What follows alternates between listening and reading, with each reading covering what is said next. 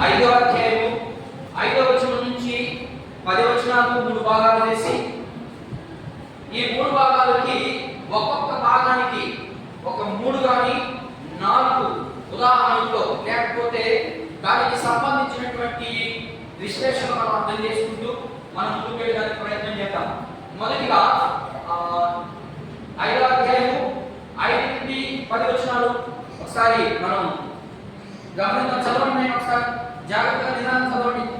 అందువల్లే క్రీస్తు కూడా ప్రధాన యాజకుడగుటకు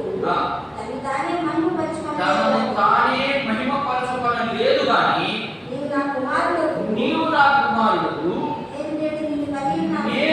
నేను నిన్ను కని ఉన్నాను అని ఆయనతో చెప్పిన వాడే ఆయనను మహిమపరిచిన ప్రకారం ఆ ప్రకారమే నీవు మెల్కీసెదెకు యొక్క క్రమము చొప్పున నిరంతరము యాజకుడవై ఉన్నావు అని మరి ఒక చోట చెప్పుచున్నాడు. శరీరధారి అయిన దినాలలో మహారోగంతోను కన్నీళ్లతోను తనను మరణం నుండి రక్షింపగలవానికి ప్రార్థనలను యాచనలను సమర్పించి భయభక్తులు కలిగి ఉన్నందున ఆయన అంగీకరింపబడెను.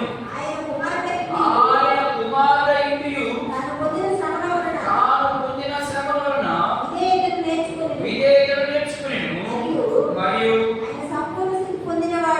ఆయన సంపూర్ణ స్థితి పొందినవాడై మెల్కీసెదెకు యొక్క క్రమములో చేరి ప్రధాన యాజకుడని దేవుని చేత పిలువబడి తమకు విధేయులైన వారందరికీ నిత్య రక్షకులకు పాత్రుడాయను లేకపోతే కాకుడాయను. మీకు బాగా అర్థమైంది అనుకుంటాను ఈ మాట. చదివేటప్పుడే అర్థమైపోయింది. ఇక్కడ ఏం చెప్తా ఉన్నాడయ్యా అంటే మీకు ముందుగా కొంత జ్ఞాపకం చేసేందుకు ప్రయత్నం చేస్తాను. యేసుక్రీస్తు ప్రభుని అక్కడ ఉన్నటువంటి ప్రజలకి పరిచయం చేస్తూ, ఎందుకంటే యేసుక్రీస్తు ప్రభు ఎవరికో వాళ్ళకి తెలియదు, అందుకని పరిచయం చేస్తూ అక్కడ ఉన్నటువంటి యూదులకి పరిచయం చేస్తూ, ఇదిగో మీరు ఉన్నటువంటి ప్రధాన యాజకుడి కన్నా, అహరోను కన్నా, వరుడు కన్నా, ప్రవక్తల కన్నా చాలా గొప్ప వ్యక్తినా అనే మాటను చెప్పేదానికి ఆయన గ్రంథకర్త ప్రయత్నం చేస్తా ఉన్నాడు. అర్థమయ్యేదానికి ఎలా గొప్పవాడు అనే ప్రశ్న వేసినప్పుడు చాలా విషయాలు చూసుకుంటూ వచ్చాము. వాడు ఖచ్చితంగా ప్రశ్న వేస్తాడు, ఎలా గొప్పవాడు? మేము అప్పటికి మేము ముందు వినదంతా తప్ప, ముందు చేసినంతా తప్ప, ధర్మశాస్త్రం తప్ప అనే ప్రశ్న బయలుదేరినప్పుడు నేను ధర్మశాస్త్రం తప్ప నేను చెప్పట్లేదు, దానికంటే ఈయన గొప్పవాడు, ఎలా గొప్పవాడు, ఎందుకు గొప్పవాడు అనే విషయాలు చాలా విషయాలు 4 అధ్యాయాలు చెప్పుకుంటూ వచ్చాడు. 4 అధ్యాయాలు చెప్పుకుంటూ ఇప్పుడు 5వ అధ్యాయం కాడికి వస్తే వాడు మళ్ళా ఒక ప్రశ్న వేశారు. సరేనయ్యా, నువ్వు ఆయన కంటే గొప్పవాడివి, అహరోను కంటే గొప్పవాడు, తర్వాత ప్రధాన యాజకుడి కంటే, ప్రవక్తల కంటే, అందరికంటే గొప్పవాడు అంటున్నావు. సరే, నువ్వు గొప్పవాడు అని చెప్పుకుంటావు, ఆయనకు ఉన్నటువంటి అర్హతలు ఏంటి అని అడిగాడు. నా జాగ్రత్తగా మళ్ళీ అర్థం చేసుకోవాలి. హెబ్రీ పత్రిక చాలా బాగా అర్థం చేసుకుంటే దేవుడు మనకు అంత సమీపంలో ఉన్నాడని దాని అర్థం. ఇక్కడ ఏం చెప్తాడంటే, మీరు గొప్పవాడు యేసుక్రీస్తు ప్రభు ఆయన అంతకంటే గొప్పవాడు అని మీరు చెప్తా ఉన్నారు. ఎలా గొప్పవాడు? మొదటి ప్రశ్న. రెండోది, ఆయనకు ఉన్నటువంటి అర్హతలు ఏంటి? ఆయన మరియమ్మకి కదా పుట్టింది, ఆయన మానవ శరీరంలో కదా పుట్టింది, మరి ఆయనకు ఉన్నటువంటి ఆధిక్యత ఏంటి అని అడిగినప్పుడు, అనే ప్రశ్న బయలుదేరినప్పుడు ఆ ప్రశ్నకి ఈయన జవాబుగా కొన్ని ఉదాహరణలు చూపిస్తా ఉన్నాడు.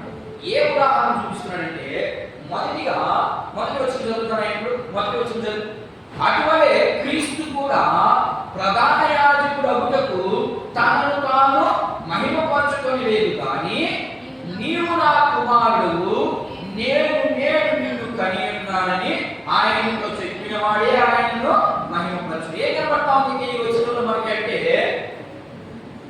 తండ్రి అయిన దేవుడు ఆయన్ని ముందుగానే పిలుస్తున్నాడు. దేనికి?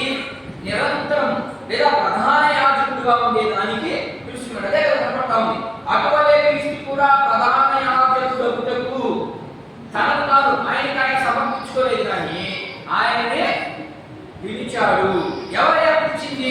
పిలిచాడు, ఎక్కడ పిలిచాడు, ఎవరు పిలిచారు చూద్దాం ఒకసారి.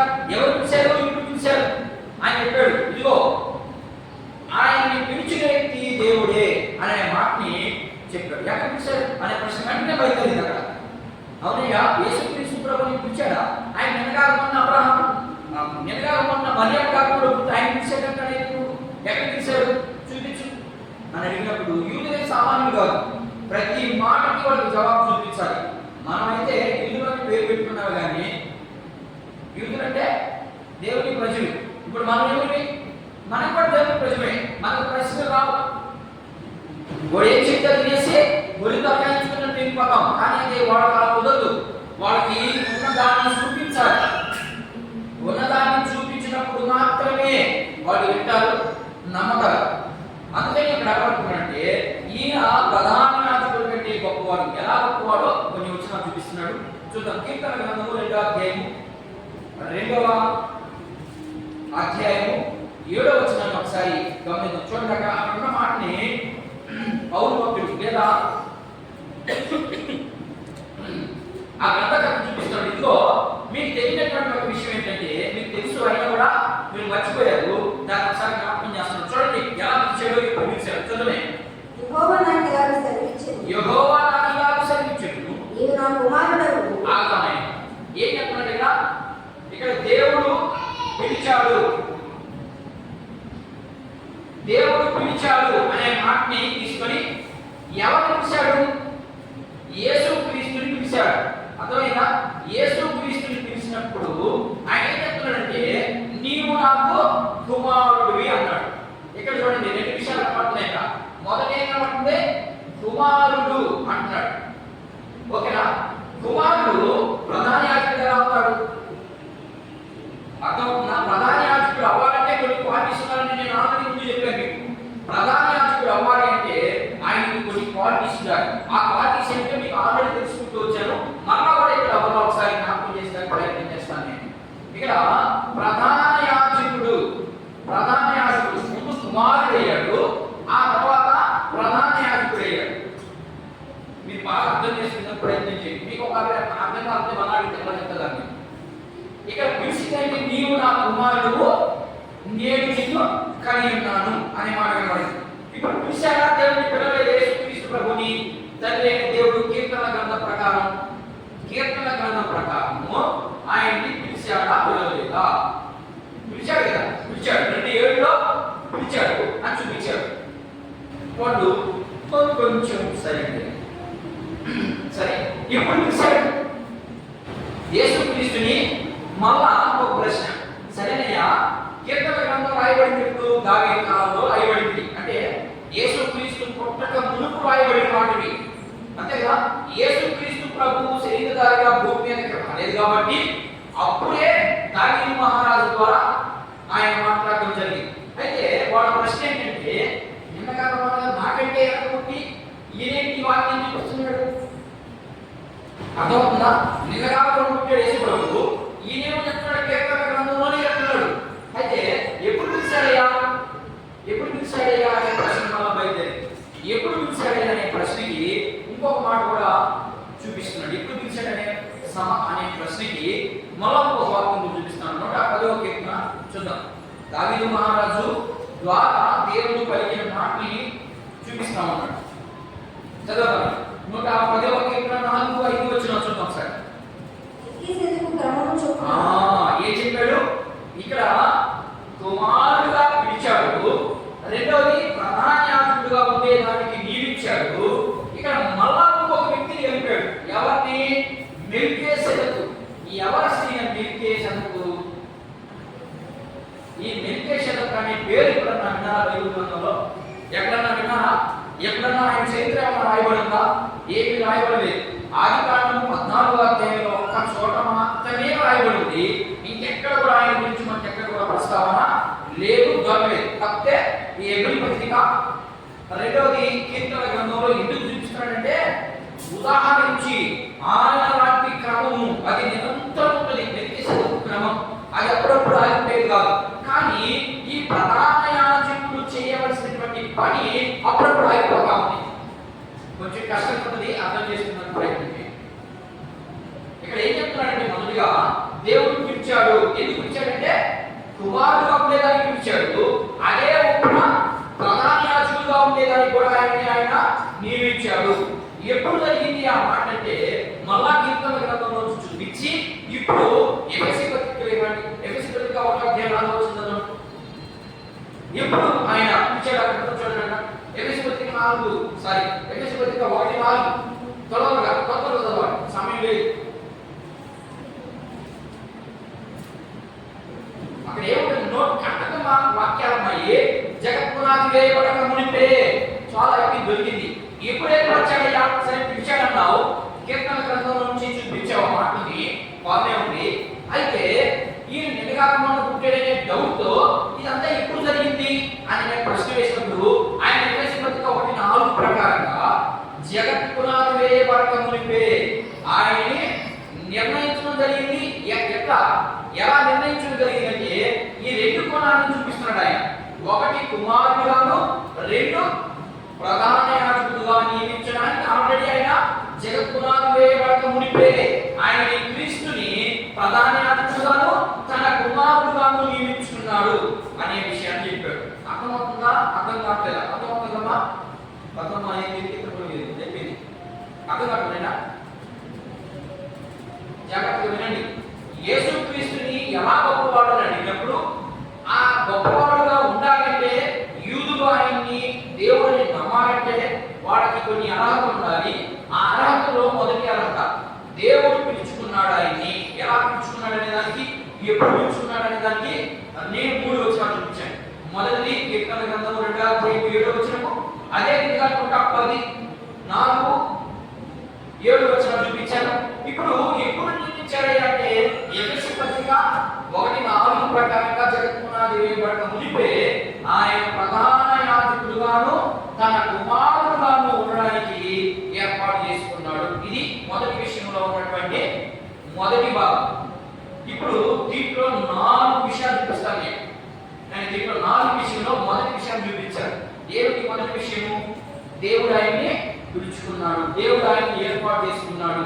ఎందుకు ఏర్పాటు చేసుకున్నాడంటే కుమారుడుగా ఉండడానికి ఏర్పాటు చేసుకున్నాడు, అదేవిధంగా ప్రధాన యాజకుడుగా ఉండేదానికి ఏర్పాటు చేసుకున్నాడు అనే విషయాన్ని చెప్పినప్పుడు వారికి యూదులకి అలా ఉండేది జరగదు.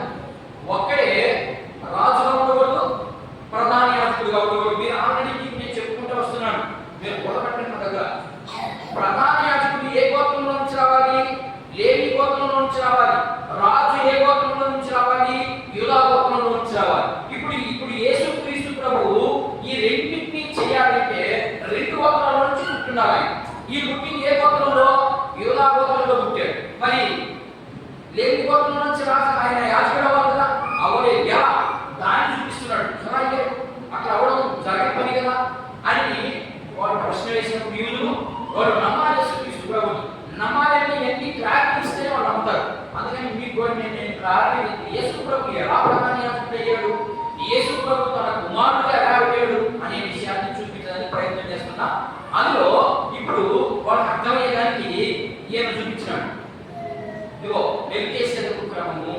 తీసి మెల్కీసెదెకు ఆయన ఒకసారి చూద్దాం. ఆదికాండం 14వ అధ్యాయం చూడండి ఒకసారి. ఆదికాండం 14వ అధ్యాయం చదువు. ఎవరైనా అసలు ఆయనకి ఆ మెల్కీసెదెకు అనే పేరు ఎలా వచ్చింది అనే విషయాన్ని నేను చెప్పేదానికి ప్రయత్నం చేశాను. మరియు షాలేము రాజైన మెల్కీసెదెకు రొట్టెను ద్రాక్షారసమును తీసుకుని వచ్చెను. అతడు సర్వోన్నతుడగు దేవుని యాజకుడు. అప్పుడు అతడు అబ్రాహామును ఆశీర్వదించి ఆకాశమునకు భూమికి సృష్టికర్తయు సర్వోన్నతుడైన దేవుని వలన అబ్రాహాము ఆశీర్వదింపబడును కాక అనియు, ఈ శత్రువులను నీ చేతికి అప్పగించిన సర్వోన్నతుడగు దేవుడు స్తుతింపబడును కాక అనియు. మీకు అర్థమైన పాఠంలో చదివించాను. ఈ మెల్కీసెదెకు అనే ఆయన మెల్కీసెదెకు క్రమము అంటే దాని మీద చాలా వివరణ ఉంది. మీకు ఒక రోజు మీరైతే ఒక రోజు చెప్పేదాన్ని నేను ప్రయత్నం చేస్తాను. కాకపోతే మీకు ఇక్కడ ఉన్నటువంటి పాయింట్ ప్రకారం కొద్దిగా వివరించడానికి ప్రయత్నం చేస్తాను. ఈ మెల్కీసెదెకు క్రమము నిరంతరం జరుగుతూ ఉండాలి. అప్పుడు జరగాలి. ఏంటది? రొట్టె దాన్నే తీసుకొని బోధిస్తామంటే మనిషి మాట్లాడిస్తున్నాడు. ఈ మెల్కీసెదెకు క్రమం అంటే నిరంతరం దానికి ఎప్పుడు కూడా స్టాప్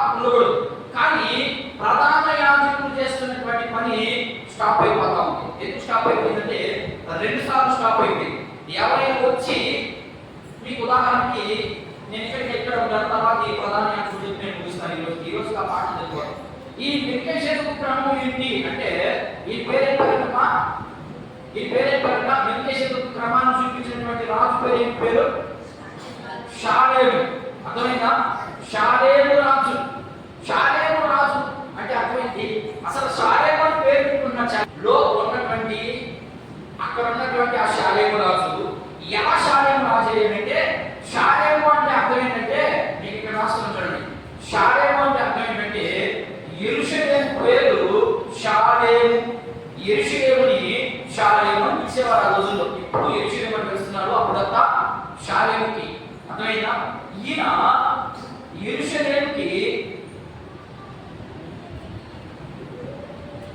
యెరూషలేముకి ఏమయ్యాడినా రాజు అయ్యాడు. ఎవరు? మెల్కీషెదెకు క్రమాన్ని చూపిస్తున్నాడు ఆయన. ఈ షాలేము అనే ఆయన, షాలేము అంటే అర్థం ఏంటంటే యెరూషలేముకి రాజుగా ఉన్నాడు కాబట్టి షాలేము అని పేరు వచ్చింది. ఇప్పుడు ఇదే రాజుగా ఉండి ఆయన ప్రధాన యాజకుడిగా కూడా పనిచేశాడు ఆయన. అర్థమైందా?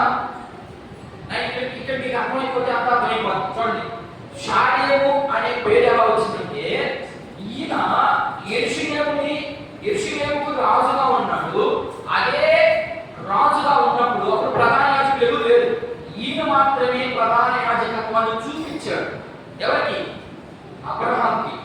అంతా మీరు చదవండి. 14వ అధ్యాయం చూస్తే ఆయన గురించి వివరంగా కనబడుతుంది. ఆ తర్వాత కీర్తనలో రండి, ఆ తర్వాత ఎబ్రీ పత్రిక చదవండి. అప్పుడు ఒక్కొక్కరి జీవితం ఏంటో అక్కడ మనకు బాగా అర్థమైపోయింది. ఈయన ఆ రోజుల్లో షాలేము అంటే యెరూషలేముకు రాజుగా ఉన్నాడు కాబట్టి ఆ రాజుగా చేస్తూ ప్రధాన యాజకుడుగా ఇవ్వాల్సినటువంటి దశమ భాగం ముందు ఇచ్చినటువంటి వ్యక్తి ఎవరైనా ఉన్నారంటే ఈయనకి ఇచ్చాడు అబ్రహాము దశమ భాగం. అక్కడ మొదలైంది ఏంటి? ప్రధాన యాజకత్వం. ఆయన చూపించాడు కదా, ఇదిగో ఈయనకంటే గొప్పవాడు నా దేవుడు. ఎలా గొప్పవాడంటే ఈ క్రమము ఏ క్రమము? ప్రధాన యాజకుడుగా ఉండే క్రమము ఆగతావస్థ ఉంది. అప్పుడప్పుడు ఎప్పుడు ఆగిందో కొన్ని విషయాలను చూపిస్తాను. మొదటి ప్రధాన యాజకత్వం ఎప్పుడు ఆగిపోయింది? బబులోను రాజు వచ్చాడు. బబులోను రాజు వచ్చి ఆ ప్రాంతాన్ని, ఏ ప్రాంతాన్ని? యెరూషలేములో ఉన్నటువంటి దేవాలయాన్ని కూలదోశాడు. కూలదోసిన వెంటనే ఆగిపోయింది ప్రధాన యాజకత్వం. ఎందుకంటే ఇది చక్కెళ్ళిపోయింది. చక్కెళ్ళిపోయిన తర్వాత ప్రధాన యాజకత్వం అక్కడ దూపం వేసేవాడు లేదు ఆ మందిరంలో.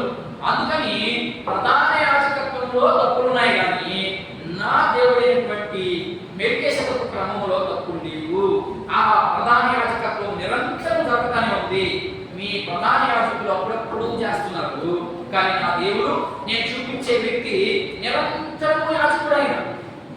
అర్థమవుతున్నాయన? అయ్యా అర్థమవుతున్నా? చెప్పండి.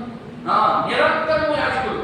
మీరైతే రిక్షా ఆగిపోయింది. ఎలా ఆగిపోయిందంటే మొదట బబులోను రాజు వచ్చి వాళ్ళందరినీ తీసుకెళ్ళిన తర్వాత ప్రధాన యాజకత్వం ఆగిపోయింది. అక్కడ దేవాలయంలో దూపం వేసేవాడు లేడు. రెండవదిగా మళ్ళా వచ్చాడు. ఎప్పుడు వచ్చాడు? మీరు యెజ్రా గ్రంథం అంతా విన్నారు. యెజ్రా గ్రంథంలో ఉంది. మళ్ళా వాడు బబులోను చర్చ నుంచి కోరేషు రాజు ద్వారా ప్రేరేపించబడి కోరేషు రాజు నుంచి మళ్ళా జరుగుతుంది. మళ్ళా ప్రారంభమైంది యాజకత్వం. ఆ తర్వాత మళ్ళా యేసుక్రీస్తు ప్రభు చనిపోయిన తర్వాత ఒక 40 ఏళ్ళకి యేసుక్రీస్తు ప్రభు చనిపోయిన తర్వాత ఇంచుమించుగా ఒక 40 ఏళ్ళకి మళ్ళా టైటస్ చక్రవర్తి వచ్చాడు. ఆ టైటస్ చక్రవర్తి వచ్చి మళ్ళా దేవాలయాన్ని కూలదోసేశాడు. మళ్ళా ప్రధాన యాజకత్వం. కానీ ఈ మెల్కీషెదెకుని ఎందుకు చూపించాడంటే నిరంతరం యాజకుడు. నిరంతరం ఎప్పుడు ఆగలేదు. ఆ క్రమం ఎప్పుడు కూడా ఆగలేదు. రొట్టి ద్రాక్షరసము ఇస్తానే ఉన్నాడు. అది ఆ క్రమాన్ని చూపించి ఇప్పుడు మీకు అర్థమైందా? నా దేవుడు మీ అందరికంటే గొప్పవాడు. ఇది మొదటి అర్హత. అంటే మీకు అర్థమవుతుందా? మొదటి అర్హత ఇది. ఎన్ని విషయాలు చూపించాడు చూడండి. ఇప్పుడు ఇదంతా ఎప్పుడు జరిగింది? చూద్దాం. మత్తయి సువార్త 1వ అధ్యాయం. ఇదంతా ఎప్పుడు జరిగింది నాకు వివరించి నేను ముగించడానికి ప్రయత్నం చేస్తాను. మత్తయి సువార్త 1వ అధ్యాయం 20 నుంచి 23 వచనం చదవండి. ఎందుకు ఇదంతా చేశాడు దేవుడు? అతడు ఈ సంగతుల గురించి ఆలోచించుకొనుచుండగా ఇదిగో ప్రభువు దూత స్వప్నమందు అతనికి ప్రత్యక్షమై, దావీదు కుమారుడైన యోసేపు, నీ భార్య మరియను చేర్చుకొనుటకు భయపడకు. ఆమె గర్భం ధరించినది పరిశుద్ధాత్మ వలనే. ఆమె ఒక కుమారుని కనును. ప్రజలను వారి పాపముల నుండి ఆయనే రక్షించును కనుక ఆయనకి యేసు అని పేరు పెట్టి. మీకు అర్థమైందంటే నేను దీన్ని వివరిస్తాను. దేవుడు ఇదంతా ఎప్పుడు నిర్ణయించాడు అంటే జగత్పునాది వేయబడుతుంటే నియమించాడు అని చెప్పారా? ఎలా నియమించాడు అంటే దానికి కొనసాగింపుగా ఈ వాక్యాన్ని చూపిస్తున్నాడు. ఎలా నియమించాడంటే ఇదిగో మరియమ్మకి కుమారుడు ఉండాలి, ఆయన యేసుక్రీస్తు ప్రభు ఉండాలి, ఆయన మరణించాలి, పునరుద్ధానం అవ్వాలి, తిరిగి లేయాలి, ఆరోహణం అవ్వాలి. మీ అందరి కోసం ప్రధాన యాజకుడు ఇప్పుడు ఎలాగైతే విజ్ఞాపన చేస్తున్నాడో, ఎలా విజ్ఞాపన చేస్తున్నాడు ప్రధాన యాజకుడు? ఆయన నా దగ్గర ఉన్నాడా పెట్టున్నాడు? మీరు నా దగ్గర ఉంటే నేను అడిగే ప్రశ్నకి జవాబు చెప్పాలి. మీరు ప్రధాన యాజకుడు ఏం చేస్తున్నాడు ఇక్కడ? యేసుక్రీస్తు ప్రభు ఏం చేస్తున్నాడు? దాన్ని కొనసాగి ఎలా మీరు అర్థం చేసుకున్నారు? అర్హత గురించి మాట్లాడుతున్నాను నేను. ఏ అర్హత? అహరోను కంటే గొప్పవాడు, ఒక మనిషిగా శ్రేష్ఠుడు, ప్రధాన యాజకుడి కన్నా గొప్పవాడు, ప్రవక్త కన్నా గొప్పవాడు, దావీదు కన్నా గొప్పవాడు. ఈ విషయాన్ని చూపిస్తూ ఎలా గొప్పవాడో చూపిస్తున్నాడు, అర్హత చూపిస్తున్నాడు. మొదట అర్హత ఏంటి? దేవుడు పట్టాడు, ఆయన్ని కుమారుడుగా నియమించాడు, ఆయనే ప్రధాన యాజకుడిగా నియమించాడు. దానికి చాలా విషయాలు చూపించాడు. రెండవదిగా ఇప్పుడు ప్రధాన యాజకుడు అయితే ఏం చేస్తున్నాడు అలా చూపిస్తున్నాడు. దాంట్లో పాయింట్ చూపించి నిర్దేశక క్రమంలో చూపించి ప్రధాన యాజకుడు ఏం చేస్తున్నాడు? విజ్ఞాపన చేస్తాడు. ఎలా విజ్ఞాపన చేస్తాడు? తప్పు చేసిన వాడికి కోటి నాకుడు ఎత్తుపోతే ఆ కోసి ఎత్తుపోయి ఆ విజ్ఞాపన చేసి అయ్యా విజ్ఞాపన చేశాడు, వాడు పాపాలు కలిగి నింపి ఆ చల్లి అలా నియమించడం చేస్తే పాపం పోయింది. ఎలా చేస్తాడు ఇదంతా? అర్థం మాట్లాడండి చెప్పండి. ఎలా చేస్తాడు? కూర్చొని చేస్తాడు, నిలబడుకొని చేస్తున్నాడా? ప్రధాన యాజకుడు విజ్ఞాపన కూర్చొని చేస్తున్నాడా, నిలబడుకొని చేస్తున్నాడా? నిలబడుకొని చేస్తాడు. మరి యేసు ప్రభు చచ్చిపోయాడా? ప్రధాన యాజకత్వం చేశాడు, చనిపోయాడు, తిరిగి లేచాడు, మరలా ఆరోహణం వెళ్ళిపోయాడు. ఎలా ఉన్నాడు ఆయన దగ్గరికి వెళ్ళి? తండ్రి దగ్గర ఉన్నాడు కదా, తండ్రి ప్రాసన ఎలా కూర్చోమన్నాడు? అసలు ఎక్కడున్నాడు ఆయన? తండ్రి గురి ప్రాసన కూర్చున్నాడు. చూడండి ఎంత గొప్పవాడు నా దేవుడు. మీకు అర్థమవుతున్న పాయింట్, చిన్న పాయింట్ ఇది.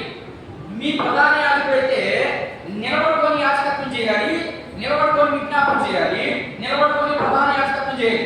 కానీ నేను చూపించే వ్యక్తి తండ్రి కుడిపార్శ్వన కూర్చొని ప్రధాన యాజకత్వం జరిగిస్తానే ఉన్నాడు. ఇది నిరంతరం ఉండే యాజకత్వం. దాన్ని నేను మెల్కీసెదెకు క్రమం చొప్పున ప్రధాన యాజకుడు అని చూపించేదానికి మీ ప్రధాన యాజకుడైతే నిలబడుకొని చేయాలి.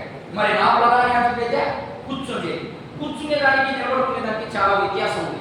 దాన్ని మత్తయి సువార్తలో కూడా చెప్తాను. ఎందుకు కూర్చొని? ఇప్పుడు నేను కూడా కూర్చొని ప్రసంగం చేసిందా? కూర్చొని చేస్తే ప్రసంగము దానికి వేరే, నిలబడుకొని ప్రసంగం చేస్తే దానికి వేరే. అది ఏంటో మత్తయి సువార్త చెప్పినప్పుడు వీలైతే రేపు శుక్రవారం చెప్పేదానికి ప్రయత్నం చేస్తాను. అర్థమైందా? ఇక్కడ ఏం చేస్తున్నాయినా నా దేవుడు ఎలా గొప్పవాడు అని అంటే, ఆయనైతే మీ ప్రధాన యాజకుడైతే నిలబడుకొని యాజకత్వం చేసి లేకపోతే నిలబడుకొని విజ్ఞాపన చేస్తాడు. నేను చూపించేదైతే తన కుమారుడుగా పోయి కుడిపార్శ్వన కూర్చున్నాడు. ప్రధాన యాజకుడుగా రెండో పని. శారీరక రాజు ఏం చేశాడు? శారీరక రాజుగా ఉన్నాడు, ప్రధాన యాజకుడుగా ఉన్నాడు. అలాగే నేను చూపించే నా యేసు ప్రభు కుమారుడుగా ఉన్నాడు, రెండోది ప్రధాన యాజకుడుగా ఉన్నాడు. కాబట్టి ఈయనే గొప్పవాడు. ఇది రెండవ అర్హత. మీకు అర్థమైంది అనుకుంటారు. అర్థం కాకపోతే మళ్ళా దాంట్లో వినండి, 2-3 సార్లు వినండి, అప్పుడు బాగా అర్థం అవుతుంది. ఇది ఆయన ఉన్నటువంటి గొప్ప భాగ్యం ఏంటి అంటే, మొదటి భాగ్యాన్ని నేను చూపిస్తూ మీ ప్రధాన యాజకుడు ఏం చేయాలో కొన్ని వచనాలు చూపించడానికి ప్రయత్నం చేస్తాను. నిర్గమకాండము ఆయన ఉన్నటువంటి గొప్ప క్వాలిటీస్ ఏంటో చూపిస్తున్నాను. చదువులేను. నిర్గమకాండం 40వ అధ్యాయం 15వ వచనం. ఆ ప్రధాన యాజకుడు పొందవలసినటువంటి క్వాలిటీస్, ఆయనకి వ్యత్యాసాన్ని చూపిస్తున్నాడు. మీ ప్రధాన యాజకుడు అయితే ఏం చేయాలో చూస్తాం. అక్కడ చూడండి, గొప్ప చదవాలి. 40వ అధ్యాయం. వారు నాకు యాజకులగుటకై నీవు వారి తండ్రికి అభిషేకం చేసినట్టు ఏం చేయాలంట? ఆగమని దొరికేసింది. ఇక మీరు ఇంటికి చదువుకోండి. ఇదంతా ఏం చేయమంటున్నాడు? వారు నాకు యాజకులై ఉండాలంటే ఎవరు? వాళ్ళు అహరోను సంతతి వారి గురించి మాట్లాడుతున్నాడు. అక్కడ అహరోను సంతతిలో ఉన్న వారు యాజకులు అవ్వాలంటే వారిని అభిషేకించాలి. ఎలా అభిషేకించాలి? నూనెతో. ఊరిము తుమ్మిము, ఈ రెండు ఆయిల్, ఈ రెండింటిని పంపించి నెత్తిని పోసి అభిషేకించాలి. కానీ నా దేవుడికి నూనె పోసి ఎవరిని అభిషేకించాడా? షాలేము రాజు ఎవరిని అభిషేకించాడా? లేదే. షాలేము రాజు తనకు తానుగా దేవుడు అభిషేకించాడు. ఇప్పుడు నేను చెప్పే వ్యక్తి కూడా ఆయన కంటే గొప్పవాడు. ఆయన ఆత్మతో అభిషేకించబడ్డాడు. షాలేము రాజు అయితే నూనెతో అభిషేకించబడ్డాడు. మీ ప్రధాన యాజకుడు నూనెతో అభిషేకించబడ్డాడు. కానీ నేను చెప్పే ప్రధాన యాజకుడు ఎట్ట ఆయన అభిషేకించబడ్డాడు? మత్తయి సువార్త 4వ అధ్యాయం 15తో చదువుదాం. మత్తయి సువార్త 4వ అధ్యాయం 3 మత్తయి సువార్త 3వ అధ్యాయం 16 వచ్చినాడు. ఎలా ఆయన అభిషేకించబడ్డాడు? ఇప్పుడు ఆయన అయితే ప్రధాన యాజకుడైతే నిర్గమకాండంలో ఎలా అభిషేకించబడ్డాడు? నూనెతో అభిషేకించబడ్డాడు. కానీ నేను చెప్పే వ్యక్తి ఆయన కంటే గొప్పవాడు కాబట్టి ఆయన ఆత్మతో అభిషేకించబడ్డాడు. చదువు. యేసు బాప్తిస్మము పొంది వెంటనే నేలలో నుండి ఒడ్డుకొచ్చిన తర్వాత ఇదిగో ఆకాశం తెరవబడింది. ఎక్కడ అభిషేకించబడ్డాడు? ఎక్కడ అభిషేకించబడ్డాడు? ఆయన ఆత్మతో. ఏ ఆత్మతో? దేవుని ఆత్మతో. మీరు మనిషి అనుకుంటున్నారా? ఆయన మనిషి కాదు. ఆయన సర్వోన్నతమైనటువంటి దేవుడు. ఆయన ప్రధాన యాజకుడుగా ఎన్నుకున్నాడంటే మనిషి అపరాధం చేస్తున్నాడు కాబట్టి ఆ అపరాధములన్నింటినీ ఆయనపై చూపించుకోవడానికి ఆయన ప్రధాన యాజకుడుగా వచ్చాడు. ఆయన మనిషిగా వచ్చాడు. ఆయన ప్రజలని పరిపాలించేదానికి కుమారుడుగా నియమించుకున్నాడు. ప్రధాన యాజకుడుగా ఉండడానికి మనుషుల్ని పరిపాలించాలంటే మనుషులు పాపం చేస్తున్నారు కాబట్టి పాపం వల్ల దేవుడు శిక్షిస్తాడు కాబట్టి ఆ శిక్ష నుంచి తప్పించి ఆయన ప్రజలని ఆయనే పరిపాలించడానికి కుమారుడుగా వచ్చాడు. అర్థమవుతుంది? ఎంత చూడండి. ఆయన గొప్ప. ఆయన ఉన్నటువంటి అర్హతలు ఎన్నున్నాయో చూడండి ఒకసారి. నిరంతరం ఉండే యాజకత్వం, నిత్యము ఉండే యాజకత్వం. ఒకసారి 7వ అధ్యాయం 3-4 వచ్చిన గమనిద్దాం. మెల్కీసెదెకు క్రమం చొప్పున ఆయన ఎలా చూద్దాం. ఇంకొకగా ఇంకా 2 నిమిషాలు ఉన్నాయి. మొదటి విషయంగానే చెప్పింది అరగంట.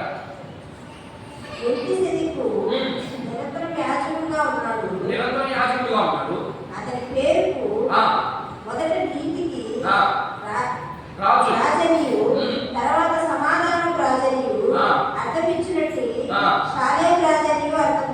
ఏం చెప్పారు? 3 పేర్లు అక్కడ ఉన్నాయి. మొదటి నీతికి రాజు. ఎవరున్నాడు ఇక్కడ ఈ భూమి మీద నీతికి రాజు? నీతి అంటే నీతి, పరిశుద్ధులని అర్థం. నీతి అంటే ఎవరు? యేసుప్రభు చెబితే నీతి పోతుంది. ఇక్కడ నీతికి రాజు అంటే యేసుప్రభువే గొప్పవాడు. ఎలా? మీ ప్రధాన యాజకుడు చేస్తున్నా? మా ప్రధాన యాజకుడు చేస్తున్నా? చూడండి, చూపిస్తున్నాడు అక్కడ. అది అన్ని సువార్త. ఇప్పుడే సువార్త. మీరు అడిగి ఇచ్చేస్తారు. ఏమని ఇచ్చేస్తారు? మీరు అడిగి ఇచ్చేయమే పాపం. కానీ ఇక్కడ ఏ సువార్త చూపిస్తుంది? ఎలా గొప్పవాడు? మీ దేవుడి కంటే మా దేవుడు ఎలా గొప్పవాడో చూపిస్తున్నాడు. మన భాషలో మాట్లాడాలండి, అది మనం మాట్లాడకూడదు. కానీ మన భాషలో ఏంటంటే మీరు నమ్ముకున్న దేవుడి కంటే ఇదిగో నేను నమ్ముకున్న దేవుడు గొప్పవాడు, ఎలా గొప్పవాడో చూపిస్తున్నాడు. ఇది సువార్త. ఇప్పుడు సువార్త మీరు ఎన్ని తప్పులైనా చేయండి, దేవుడు క్షమించేస్తాడు. ఏం క్షమించడు. సువార్తల చెప్పలేదు అక్కడ. ఆయన ఉన్నది ఉన్నట్టుగా చెప్పండి. నా గురించి తెలియపరచండి ప్రజలకి, అంతే. విని వస్తారా? రానివ్వండి. రాదా? వదిలేయండి, మీకు అనవసరం. మీరు నాకు అప్పగించేమే, అంతే. ఎంత అద్భుతంగా చెప్తున్నాడు చూడండి గ్రంథకర్త. ఆయన గురించి ఆయనకున్న క్వాలిటీస్ ఏంటి? ఇదే మొదటి క్వాలిటీ. ఎలా గొప్పవాడంటే నీతికి రావచ్చు. సమాధానం ఇంకా ఉంది. నీ భార్యను తప్పు వేసుకుంటే ఇక సమాధానం లేదు కుటుంబంలో, అంతే. మీ అత్తమామలు ఏమన్నారంటే మీ ఆయన చూపిస్తావు నీ ముసలంతా, ఇదే సమాధానం. యేసుక్రీస్తు ప్రభువును నమ్ముకున్న బిడ్డలకి ఉండాలా ఇలాంటి అసలు ఉంటుందా ఇలాంటి సమాధానం? ఆయన ఎన్ని శ్రమలు, శరీరం ద్వారా ఎన్ని శ్రమలు చూపించాడు. ఆయన 2వ విషయం చూపిస్తాను. దేవుడు ప్రజలను ఐక్యపరుచుకున్నాడు. ఎలా? అసలు సాధ్యమైన అసలు మనం ఆయనలో కలుపుకోవడం మనం పనికిమాలోనే, దేవుడి మాట వినడమే. అయినా కూడా మనం ప్రేమించి దేవుడు ప్రజలతో ఐక్యపరుచుకుంటాం. ఎంత గొప్ప దేవుడు అండి. అంత గొప్ప దేవుణ్ణి మనం ఏం చేసేస్తున్నాం? నిర్లక్ష్యం. నాకేం పట్టింది లేదు, నాకేం అవసరం లేదు, నేను బాగుండాలి, నా కుటుంబం బాగుండాలి, సస్తే వస్తాడు. ఈ ఆలోచనతోనే కొనసాగిపోతుంది జీవితం అంతా. రెండో పాయింట్ వచ్చేస్తున్నాను. ఎలా గొప్పవాడు? సమాధానానికి నా దేవుడే సాదృశ్యం.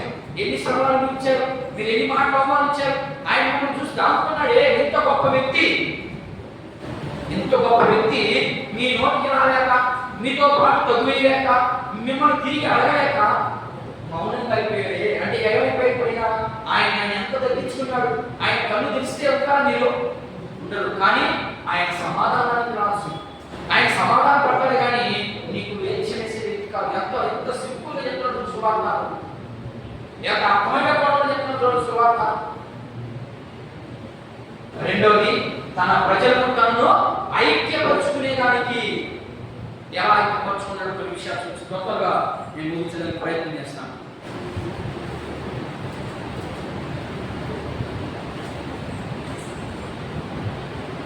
కీర్తన 16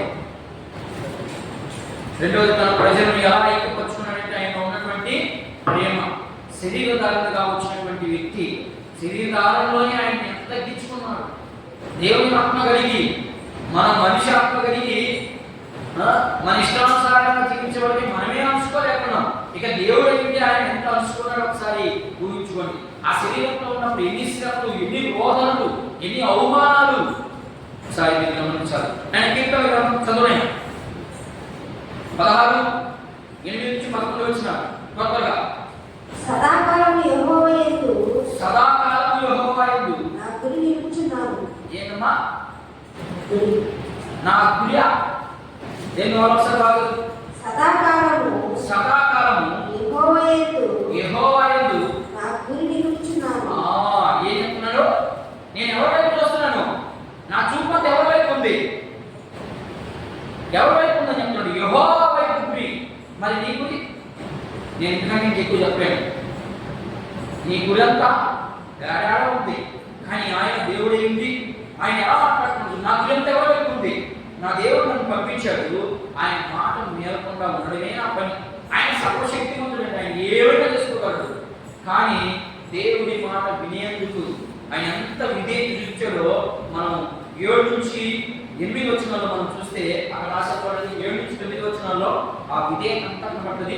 నేను త్వరగా రెఫరెన్స్ చెప్తాను, నేను రాసుకోండి, మీరు చదవండి. నేను చదివించడానికి కుదరదు.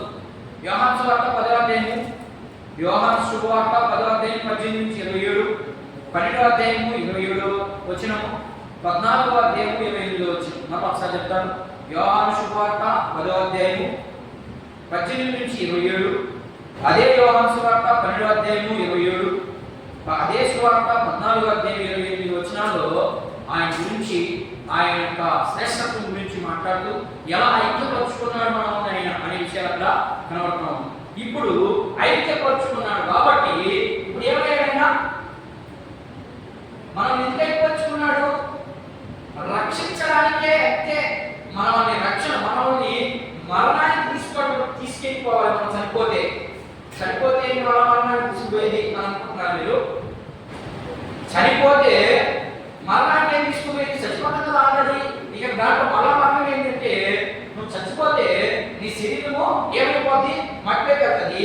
ఆత్మ ఎక్కడికి? దేవుని దగ్గరికి వెళ్ళాలి. దేవుని దగ్గరికి పోయినప్పుడు నువ్వు దేవుని ఇష్టానుసారంగా దేవునితో ఐక్యపరచబడి దేవుడు నీకు రక్షణ ఇచ్చుంటే నువ్వు దేవుని దగ్గర ఉంటావు. లేకపోతే నీకు ఒక మార్గం ఉంది. ఆ మార్గం పేరే నిత్య నరకం. ఆ మార్గంలోకి వెళ్ళాలనుకుంటున్నావా? ఈ మార్గంలో వెళ్ళాలనుకుంటున్నావా?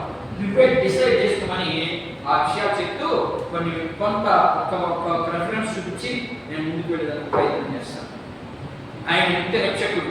ఎలా నిత్య రక్షకుడు అయ్యాడంటే, మనం మత్తయి సువార్త గాని మనం గమనిస్తే గెత్సేమనే తోటలో మీరే రెఫరెన్స్ చూడబడి ఆయన చివరి దినాలు లూకా సువార్తలో దొరుకుతుంది, మత్తయి సువార్తలో దొరుకుతుంది, మార్కు సువార్తలో దొరుకుతుంది. ఇది ఆయన ఇక కాసేపుకి బంధించబడ్డాడన్నప్పుడు శిష్యులందరినీ తీసుకొని ఎక్కడికి వెళ్ళినా ఒక ప్రాంతానికి వెళ్ళి ప్రార్థించేదానికి. గెత్సేమనే తోట మీకు అందరికీ తెలుసు. గెస్టమైన తోటకి వెళ్ళి శిష్యులందరినీ ఇక్కడ కూర్చోబెట్టి మీరు ఇక్కడ ప్రార్థన చేయండి, నేను కొంచెం ముందుకు వెళ్ళి నేను ప్రార్థన చేస్తానని పోయి ఆయన ఎంత కుమిలిపోయారో మీరు ఊహించరా?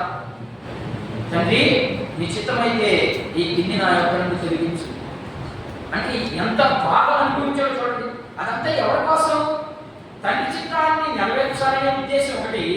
రెండవది, నా ప్రజలు నేనే పరిపాలించాలి, ఎవరు పరిపాలించకూడదు. కానీ ఎవరు పరిపాలిస్తున్నారు ఆయన ప్రజల్ని? అపవాదే పరిపాలన చేస్తా ఉన్నాడు. కానీ ఆయన ఉద్దేశం ఏంటి? నాకు ఇటు వచ్చి గొడవలే, నేను ఉన్నాను ప్రభా, నేను నీతో గొడవడం చాలు అని చెప్పేసి ఒక్క మాట అయిపోయిందంటే, ఒకే ఒక మాట. యెషయా గ్రంథం 6:10 ఏమంటాడంటే, నా ప్రజల నిమిత్తం ఎవరు అంటారు అన్నప్పుడు ఇదిగో నేను ఉన్నానయ్యా అని చేయించాడు ఆయన. మరి మీరు అమ్మా ఎవరైనా ప్రార్థన చేస్తారా, ఎవరైనా పోటీలో పాల్గొనడం ఒకరు కూడా చేయించేస్తున్నారు. ఆయన మరణించేదానికే చేయించాడు, మీరు అక్కడ పోయి గెలుద్దాం, అక్కడ పోయి కనీసం పార్టిసిపేట్ చేద్దామనే ఉద్దేశం కూడా లేకుండా ఉండాలంటే మనం ఆయన్ని ఐక్యపరుచుకున్నాడంటే ఏం చూసి ఐక్యపరుచుకున్నాడు? అర్థమవుతుందా? మనం ఏం చేశామని ఆయన ఐక్యపరుచుకున్నాడు, మనమేమో చేయించేస్తున్నాం. ఆయనేమో నేను ఎంత తప్పు చేస్తున్నా, ఇదిగో నేను ఉన్నా, ఇంకో నా బిడ్డ కోసం నేను ఇవ్వక వాళ్ళు తప్పు చేస్తా ఉన్నారా? ఎవరు నరకానికి పాత్రుడయ్యా? లేదు, వాళ్ళ నిమిత్తం నేను భరిస్తా, వాళ్ళ నిమిత్తం నేను శ్రమ అనిపిస్తా, వాళ్ళ నిమిత్తం నువ్వు ఏ శిక్ష వాళ్ళ మీద రాస్తున్నావో ఆ శిక్ష నా మీదే. ఏమమ్మా మీకు అర్థమవుతుందా? యేసు ప్రభు గురించి ఏదో తాత్కాలికంగా నమ్ముకొని ఏదో 4 కోట్ల ఆదివారం ఈ శుక్రవారం ఇచ్చేస్తున్నామా? అదే భక్తి. ఇలాంటి వాళ్ళకి నిత్య రాజ్యంలో ప్లేస్ ఉండదు. చూడండి, ఇక్కడ 2 మాటలోనే అర్థమైపోతుంది ఎంత ఆయన చేసినటువంటి యాగానికి మనం అలాంటి యాగం చేయమన్నాడా? ఏం చేయమన్నాడమ్మా? మీరు నా కోసం తెచ్చుకోండి అన్నాడు ఆయన. ఇదిగో నా బిడ్డలు చాలా మంది ఉన్నారు, వాళ్ళ కోసం ప్రార్థన మాత్రమే చేయండి అంతే. ఏం చేయమన్నాడు? ప్రార్థన. అది కూడా మనం చేయలేకపోతున్నాం అంటే ఆలోచన చేయండి. ప్రార్థన ఒకసారి ఆలోచన చేసి మన మధ్యలో ఆయన ఉన్నాడు కాబట్టి ఆయన దగ్గరే మనం కోసాడుకోవాలి. ఇంకెవరు దగ్గర అడగలేము, ఇంకెవరు దగ్గర మనం అడగలేము. ఏమని అడగాలి? ఆయన చెప్పిన దానికి ఏమన్నా అనుకూలంగా చేస్తున్నాం, మనము చేయలేదు కాబట్టి మనకి ఏమొస్తుంది? ఏమొస్తుందమ్మా? శిక్ష వస్తుంది. ఆ శిక్ష నుంచి తప్పించుకోవాలంటే మనం ఏం చేయాలి? ప్రభు దగ్గర వచ్చిందే అడగదాం. అందరం ఉండండి, అందరం మోకాళ్ళు వేయండి, ప్రభుని అడుగుదాం.